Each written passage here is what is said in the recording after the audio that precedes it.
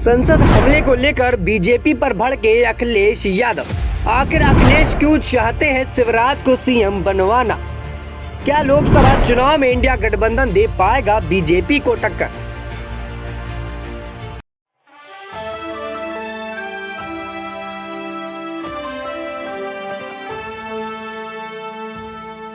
नमस्कार, आप देख रहे हैं नेक्स्ट न्यूज पॉलिटिकल बाइट। मैं हूं आपके साथ आकाश त्रिवेदी। दर्शकों, आप सभी का बहुत बहुत स्वागत है हमारे खास प्रोग्राम ताजा बवाल पर। और इस खास प्रोग्राम पर बात करेंगे अखिलेश यादव के उस बयान से जिस पर वो भारतीय जनता पार्टी पर बड़ा हमला बोलते हुए नजर आ रहे हैं।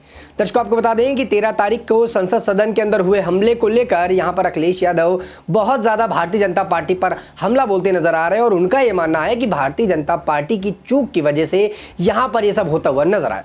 उनका यह मानना है कि भारतीय जनता पार्टी के नेता इस पर शामिल हैं। इनका नाम प्रताप सिन्हा बताया जा रहा है और कहा जा रहा है उनके ही विजिटर पास से यहां पर वो दोनों युवक संसद सदन के अंदर पहुंचे थे और उसके बाद संसद सदन के अंदर जाकर उन्होंने पूरी तरह से हंगामा मचा दिया, फांदे लगाई और दीर्घा द्वार से जो घुसे वो कहीं ना कहीं कई सवाल खड़े करता है। इसके साथ अखिलेश यादव का यह मानना है कि भारतीय जनता पार्टी अपने आप को सशक्त बताती है और ये बताती है कि नई जो है संसद है और यहाँ पर जो कानून व्यवस्था है, यहाँ पर जो सुरक्षा व्यवस्था है वो बेहतर है। लेकिन इस तरीके के चूक हमें यहाँ पर देखने को मिलती है जो कई सवाल खड़े करती है।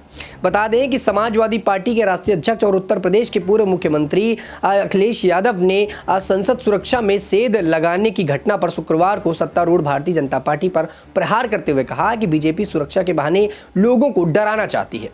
इसके अलावा यूपी के पूर्व सीएम के मध्य प्रदेश शिवराज सिंह चौहान को सीएम बनाने को लेकर भारतीय जनता पार्टी पर बड़ी टिप्पणी की। दर्शकों, यहां पर बता दें कि अखिलेश यादव ने एक तरफ तो संसद सदन के अंदर जो है भारतीय जनता पार्टी को हमला बोला और यह बताया कि वो एक तरफ तो लोगों को यहां पर बिना डरे रहने की बात करती है, तो वहीं दूसरी तरफ डराने का काम कर रही है संसद सदन के अंदर इस तरीके के काम करवाकर।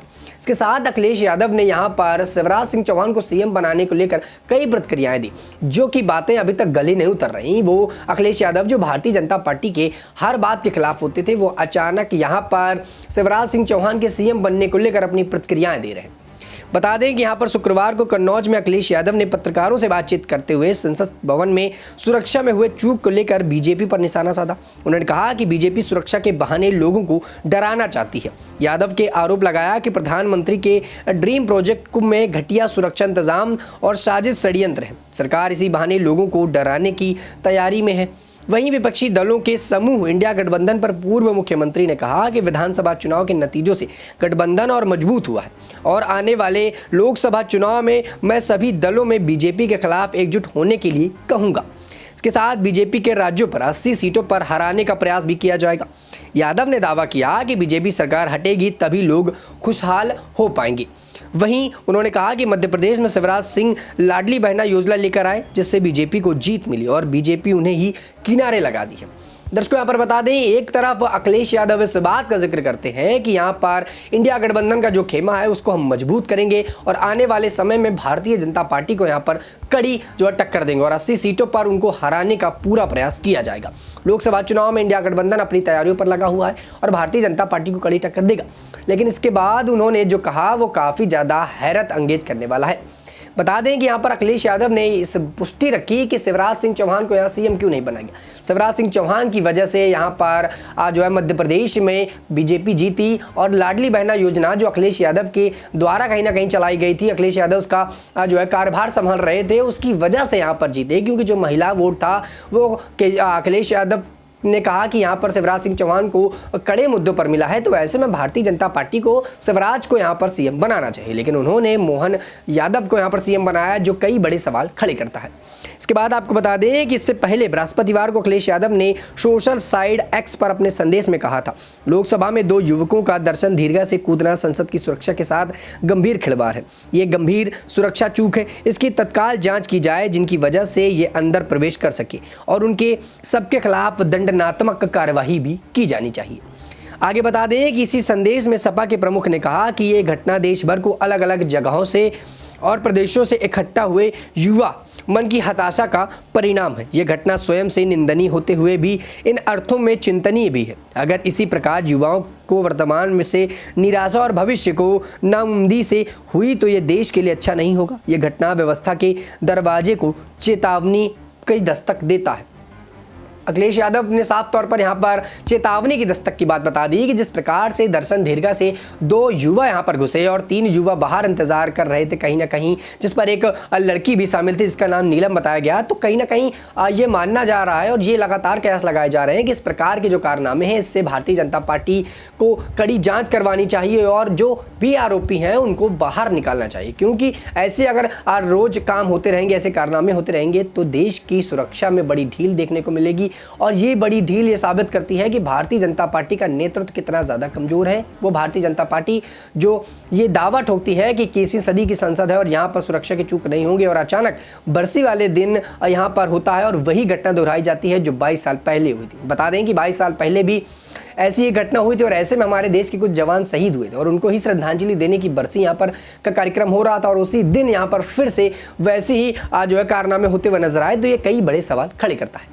वहीं आपको बता दें कि संसद में 2001 में आतंकी हमले हुए थे और बरसी के दिन बुधवार को सुरक्षा में सेंधमारी की बड़ी घटना उस वक्त सामने आई जब लोकसभा की कार्यवाही के दौरान दर्शन दीर्घा से 2 लोग सदन के भीतर कूद गए।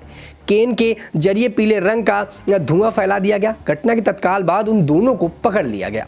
वहीं इस घटना कुछ देर बाद पीले रंग का जो है धुआं छोड़ने वाली केन लेकर संसद भवन के बाहर प्रदर्शन करने वाले पुरुष और एक महिला को गिरफ्तार कर लिया गया।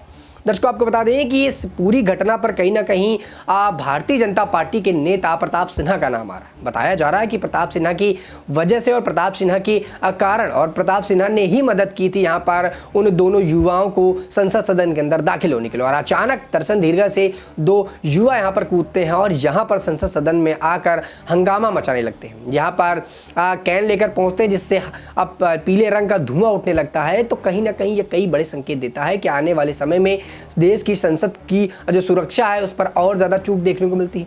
क्या यहाँ पर भारतीय जनता पार्टी अब लोगों को डराना चाहती है? एक तरफ भारतीय जनता पार्टी लोगों को सशक्तिकरण करने का काम कर रही, सशक्त बनाने की बातें कर रही, वहीं दूसरी तरफ इस तरह की घटनाएं आए दिन सामने आती हैं जो कई बड़े सवाल खड़ी करती है। अब ऐसे में इंडिया गठबंधन को लेकर और अखिलेश यादव ने यहाँ पर संसद में हुई चूक को लेकर अपने कई बड़े बयान दे दिए। एक तरफ अखिलेश यादव ने यहाँ पर शिवराज सिंह चौहान को लेकर प्रतिक्रिया दी कि यहाँ पर भारतीय जनता पार्टी ने उनके साथ धोखा किया है, उनको सीएम नहीं बनाया। दूसरी तरफ उन्होंने इस बात का भी जो है दावा ठोका कि केंद्र की सरकार को हराने के लिए हम पूरा इंडिया गठबंधन तेजी से जुड़ रहा है, इन तेजी से गठबंधन यहाँ पर काम करेगा और आने वाले समय में केंद्र के चुनाव पे भारतीय जनता पार्टी को कड़ी टक्कर देगा। तो ये कई बड़े सवाल खड़े देगा। अब आगे दर्शकों देखना ये होगा कि जिस प्रकार से अखिलेश यादव ने यहाँ पर भारतीय जनता पार्टी पर बड़ा निशाना साधा है, यहाँ पर शिवराज सिंह चौहान को लेकर कई बड़ी प्रतिक्रियाएं दी हैं और ये बताया है कि शिवराज सिंह चौहान को यहाँ पर सीएम नहीं बनाया गया, जबकि शिवराज सिंह चौहान की वजह से ही भारतीय जनता पार्टी मध्य प्रदेश में जीती थी। आने वाले समय में यह भी देखना होगा क्या यहाँ पर शिवराज कहीं अखिलेश यादव या विपक्षी पार्टी कांग्रेस के साथ तो नहीं मिल जाते। अगर ऐसा होता है तो भारतीय जनता पार्टी को यहाँ पर कितने नुकसान उठाने को मिल सकते हैं। दर्शकों आप अपनी पूरी मुद्दे पर क्या राय रखते हैं नीचे कमेंट सेक्शन में जरूर बताइएगा। फिलहाल के लिए इतना ही। देश दुनिया की तमाम खबरों से जुड़े रहने के लिए आप देखते रहिए नेक्स्ट 9 न्यूज़ पॉलिटिकल बाइट।